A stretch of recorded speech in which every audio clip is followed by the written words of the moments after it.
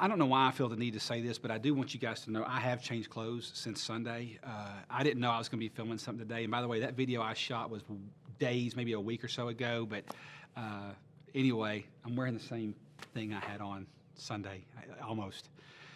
I know that some of you are wondering, how does the current executive order affect us at Clearview? And I want to help you understand, not just right now. I want you to understand the bigger picture. So let me walk you through some things that I know you're asking about right now. First of all, if you ever want to know what we're doing with COVID, clearview.org, that red banner across the top, that will always be current. So go there, and that will always be up to speed on our latest, announcement, okay? But right now, as far as December 24th, it's been Christmas for the last 2 weeks at Clearview. The last 2 weeks, man, I hated that we had COVID in our house because I so wanted to be a part of that. But the feedback we've gotten has been that it was just amazing. As you turn the corner to our Christmas Eve service, which I always love, we just can't do it this year, and mainly because there's a lot of issues related to manpower that I just don't have the time or space to go into right now. But when you tackle what's going on right now with us trying to get into the holidays and the spike in cases and all of that, Alexis and the whole staff felt like we couldn't pull it off. We don't have the muscle right now to do it. So we're going to ask you to be with your family. And here's why, though. Here's what you can do, dads. Have communion with your family. Do something. Check on your neighbors. Do something different. But spend time with your family and cherish that. Part of our having the mental permission to do that was the last 2 weeks have been great, and what's coming at you December 27th is going to be huge. Please don't miss that. It's online only, but please don't miss it.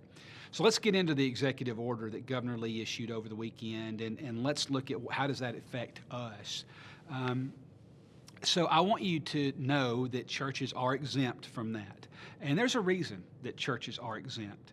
We want to be good partners with our government agencies, but we are exempt for a reason, because there's nothing more essential to the life of a community than the body of Christ, hands down.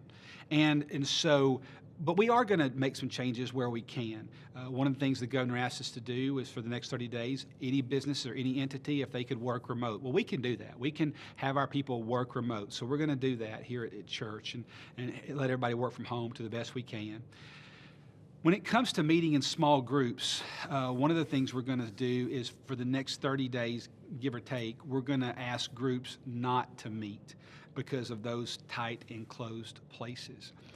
But we obviously are not going to stop meeting on campus.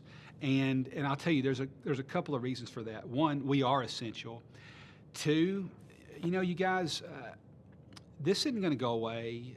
Look what happened in the UK for a while. The UK just had a new mutation of this thing. I have my own opinions on the political aspects of COVID and it not going away for political reasons, but even still, I think as a virus, it's just not going to go away for a while. And we cannot abandon our community to just saying, hey, just watch us online and hope it all works out for you. We're just not going to do that. Now, there are many of you, especially in the older age bracket, that you're having to take specific precautions, and I don't blame you. I think you are the best judge of your own health. So for those of you in that more at-risk category, man, you've been faithful. You're waiting on kind of the ability to come back, and I don't want you to feel pressure with that. But for those of us that aren't in that high-risk category, let me tell you what's going on. And it's the talk of all the pastors that I talk with. Secular medical communities even are admitting that the rise in mental health issues might be at an all-time high. When I was growing up, mental health meant it was a stigma, it was, and unfortunately, but it was, and it meant people that needed institutional care. I think mental health means what it should mean now. It means the health of your mind, the health of your soul, your mind, your heart, your will, your emotions.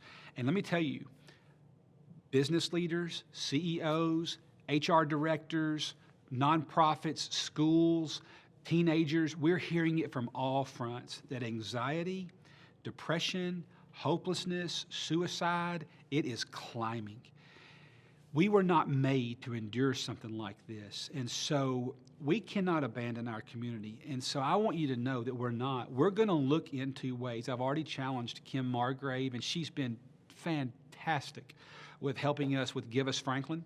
And I've been in talks with her this morning and with the missions committee not 30 days ago or 45 days ago roughly about how are we going to respond to our community and our businesses and our employers in this community with helping our community with depression and paranoia and panic and true worry about their future when we know we have the answer. So we're going to pioneer some new ground with that Clearview, and I'm telling you, it's going to be, I believe the Lord's going to use us to really go into a blue ocean and try to figure out how to minister in mental health ways as missions. Mental health as missions is something that's really on my mind right now, and how do we respond?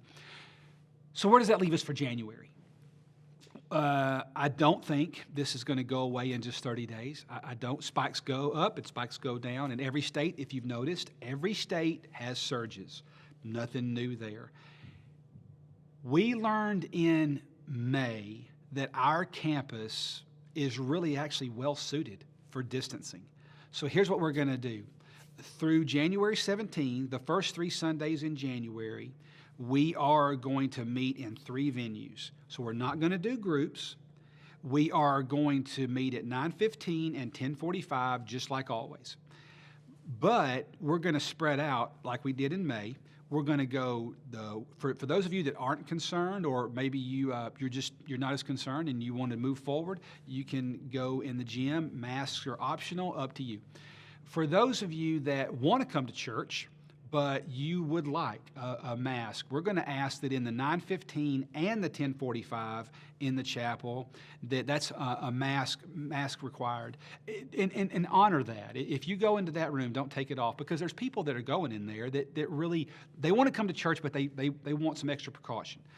And then if you have a family, have kids, we're going to set up our children's worship area with tables and more interactive to let you come to church. I appreciate your patience in all of this, and I want you to know something, just as your pastor. I think there's really three types of people right now with COVID, and has been all along. I think there's the red light people that they are truly panicked, and they want to move to Antarctica, literally, maybe. Then there's the green light people that are, no, everything's fine, we're going to keep going, it's just a virus, and virus is part of life. And then there's yellow light people right in the middle, and a lot of people are going back and forth. And if you notice, so is society. That's been a part of the problem with COVID, is that rules change all the time. There's no consistency. Nobody really knows what to do. The only thing we can do is realize that as pastors, we're pastoring all 3 of those type people, the red light, the yellow light, and the green light people. So I'm just going to continue to ask you for your grace as we're doing everything we can to try to keep our church moving forward. And you've done that, by the way. You've done a great job of realizing that there's more than one opinion out there. There's more than one medical opinion out there. There's way more opinions about mask or no mask. There's a lot of opinions about herd immunity right now that just let it spread. There's opinions everywhere. But as a church, we have to minister in the now. And in the now, our community needs us, and we're not going to abandon our community. And I know you support that. So I want you to know I love you a lot, and we're going to get through this together. Hey, you know what? Clearview is doing more than just surviving. We're actually doing some unique things in a very brutally hard situation. And I want you to keep praying for us as a staff, because our staff is really tired right now. They really are. And they love you, and we love you, and I love you. But we're just going to keep moving, you guys, and we're going to meet needs as the Lord would allow. And we'll see you hopefully the first Sunday in January.